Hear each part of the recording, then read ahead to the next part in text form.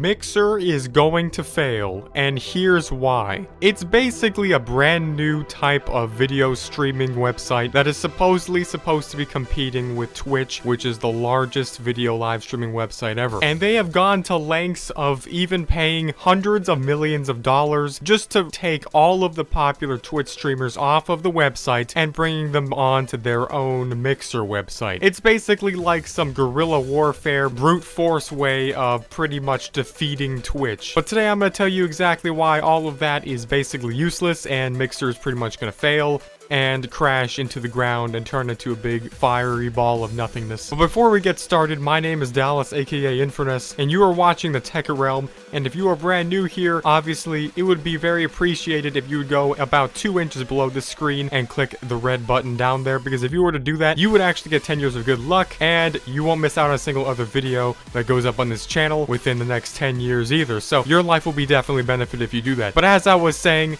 Mixer itself is a, relatively speaking, brand new video live streaming website where basically it offers the exact same thing that Twitch has. It's not entirely known exactly how much money Mixer paid for basically to have Ninja and all kinds of other ex-Twitch streamers to basically just jump ship and head on over to their website instead. But assuming that most of these people made in the millions of dollars per year range, I can only imagine that they paid them at least that much all at once, if not even multiple times that. But it is pretty much established that Mixer paid over 100 million total dollars just to have content creators switch straight from Twitch and on to Mixer.com. So that's pretty much guaranteed that they actually pay that kind of money. How in the living crap do they have even that kind of money? Well, Mixer is owned by Microsoft. So Twitch itself is owned by Amazon and Mixer is owned by Microsoft. So this is basically Bill Gates versus Jeff Bezos, the final death battle. Like, I mean, who can win, honestly? This itself is way bigger than just Twitch versus Mixer. It's honestly two hundreds of billions of dollars corporations versus each other. So, but there's two reasons on why Microsoft, aka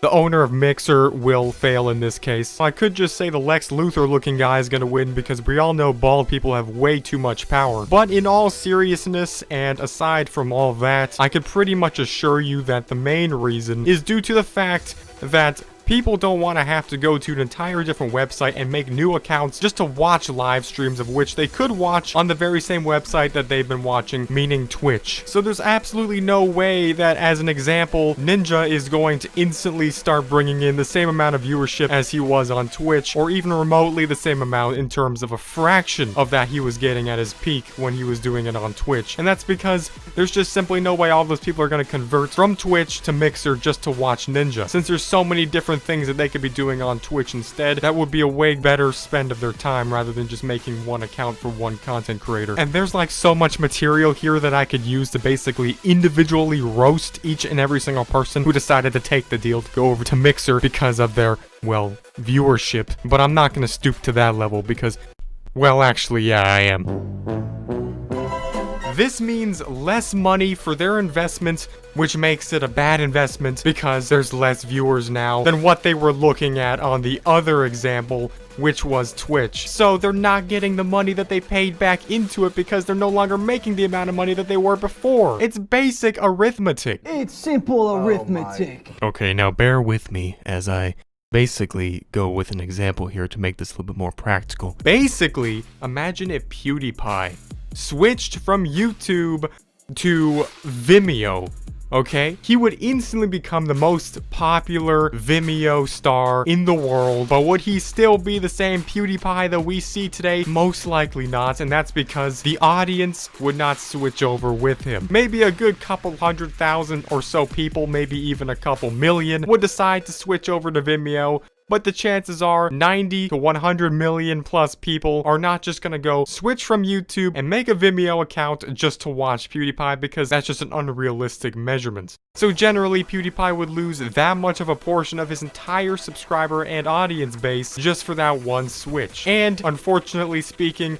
on a pessimistic note, it would probably only go down from that point in that kind of a scenario, because he would no longer be generating that much attention, because he would no longer be doing things that got him famous to begin with, which was on YouTube. Therefore, he would no longer have the attention to keep getting the amount of subscribers and views that he was getting before, which would make his popularity and relevancy just sink down to zero, which is unfortunately most likely the sad reality of what's going to happen to every single person who took the deal to go over to Mixer.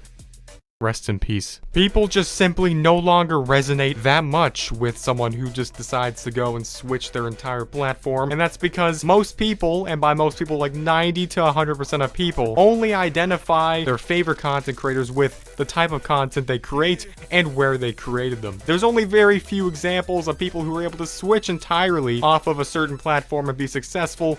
And I'm not going to name them here because I don't want to waste your time and brain cells and stuff like that, but I'm pretty sure you get the picture.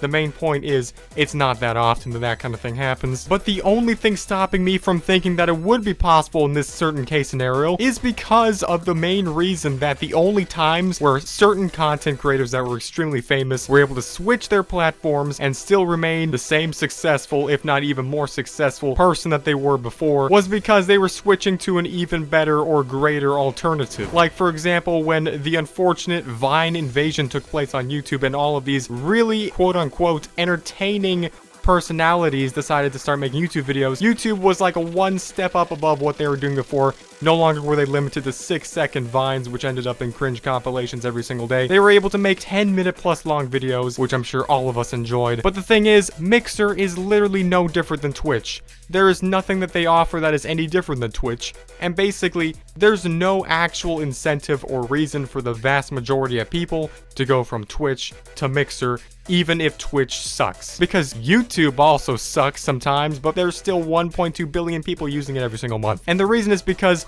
on the viewers end of the spectrum, there's no real reason to switch because, well, YouTube is basically the only option to go with. It's the same reason why Vimeo, VidMe, and basically any other video platform is basically never going to have a chance of surpassing YouTube. They don't offer anything greater or more spectacular than YouTube. They're not groundbreaking, and they're not anything that's even unique or creative. They're just the same thing as YouTube, trying to compete with YouTube, which obviously is not going to happen since YouTube already has the high ground. And Twitch has the high ground no matter what. If we take a look at the actual analytics of Twitch, even though Mixer spent $100 million just to get these creators to go from Twitch onto their website, they actually went down in the most recent quarter of the year in terms of total watch time hours. So the statistics themselves represent that this is clearly not working out in the long run either. Twitch actually went up while Mixer went down after they had actually pretty much purchased Ninja off of their website. So clearly, something ain't adding up here. So basically, the moral of the story is, a herd mentality is definitely greater than or equal to paying $10 million to get Ninja to join Mixer. So yeah, basically, at the end of the day, the true final statement that really makes sense with all this is, you cannot pay for success. You just can't. It doesn't matter how much money you have. It doesn't matter how much Bill Gates is willing to just basically use to defeat Jeff. It doesn't make any difference. You just can't pay for success. There has to be certain individual reasons that things become successful. Either they're unique, they're creative, they offer something that's brand new that people have a reason to use, rather than just continuing to use the same thing that they've been using all along, which offers the exact same basic service and not really having any reason to go through the effort of actually going and switching to some random other website just because one other person goes there. So yeah, that is why Mixer is going to fail, and I'm so sorry for all the Mixer fanboys who are watching this video who are heaving in the comment section right now. If that is you, then well, thank you for at least giving my video engagements. So I'll see all you guys in the next video. Goodbye.